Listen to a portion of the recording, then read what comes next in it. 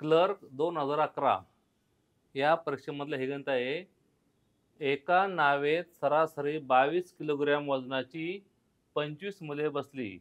नावाड्यासह सर्वांचे सरासरी 24 किलोग्रॅम वजन झाले. तर नावाड्याचे वजन किती होते?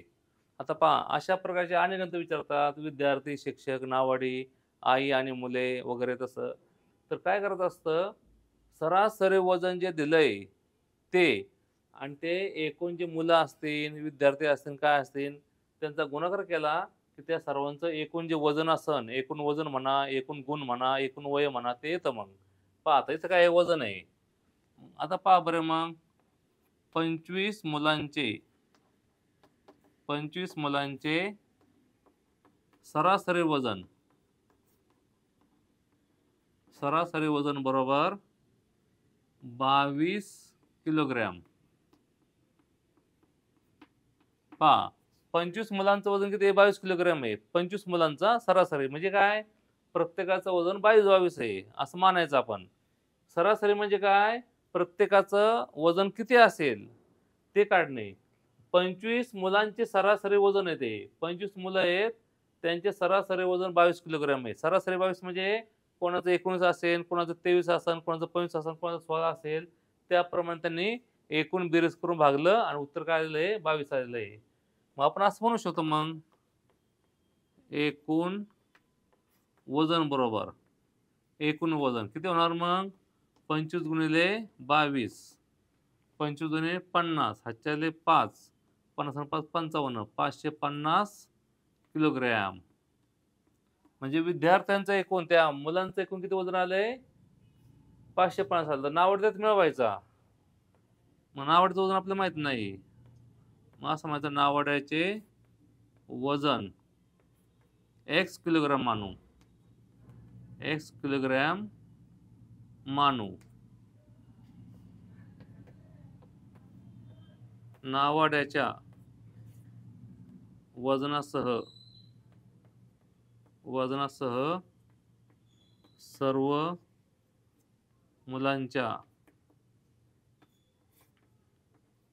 वजनाची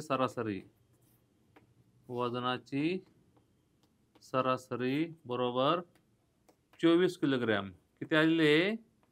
24 किलोग्रॅम. हे काय आलेले? नावाड्यासह. मग आपण असं म्हणू शकतो, की नावाड्याचं वजन x आहे की नाही? मग सगळ्या मुलांचं किती आले? 550. मग 550 हे सर्व मुलांचं वजन अधिक नावाड्याचं वजन. पहा 550 काय आहे?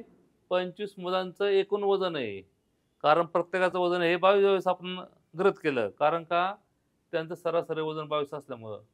22 असल्यामुळं एकूण वजन आलं 550, त्यात नावाड्याचं वजन मिळवलं.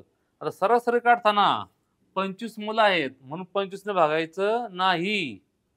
आता 25 ने भागायचं नाही, कारण 25 मुलं आहेत, त्यात नावड एक मिळवायचं आहे. म्हणजे उत्तर आलं 26. 26 ने भागायचं आणि सरासरी काय आली? 24 आली. इथपर्यंत जर बरोबर आलं, की पुढचं आपोआप बरोबर येतं. पुढं काय नाही. फक्त हे ध्यान ठेवा, की एका मुलाचं वजन 22 आहे, अशी 25 मुलं आहेत. मुलांचं एकूण वजन आलं 550. त्यात नावाड्याचं वजन मिळवलं. आपण मानलं ते एक्स म्हणून. मग त्याला आपण 26 ने भागलं. 26 ने का भागायचं? मुलं 25 आणि एक नावाडी. आता पहा 26 भागिले तिकडे गुणले होणार. 550 अधिक एक्स. 24 गुणिले 26. 550 अधिक एक्स बरोबर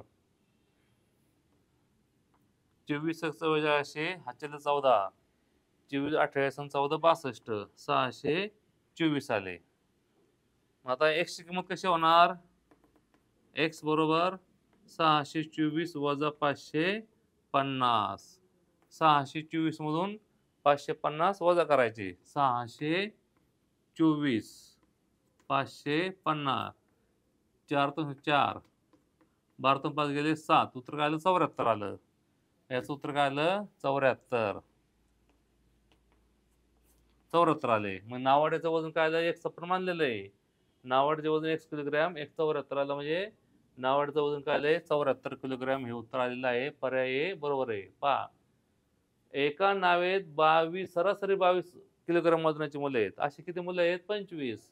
त्यांचा केला गुणाकार 550 आला. त्यात एक नावडे परत नावड्याचं वजन केलं. त्याचं वजन आपल्याला माहीत नाही. ते X मानलं. सगळ्या मुलांच्या वजनात नावड्याचं वजन मिळवलं. पण भागायचं आता कितीने मग?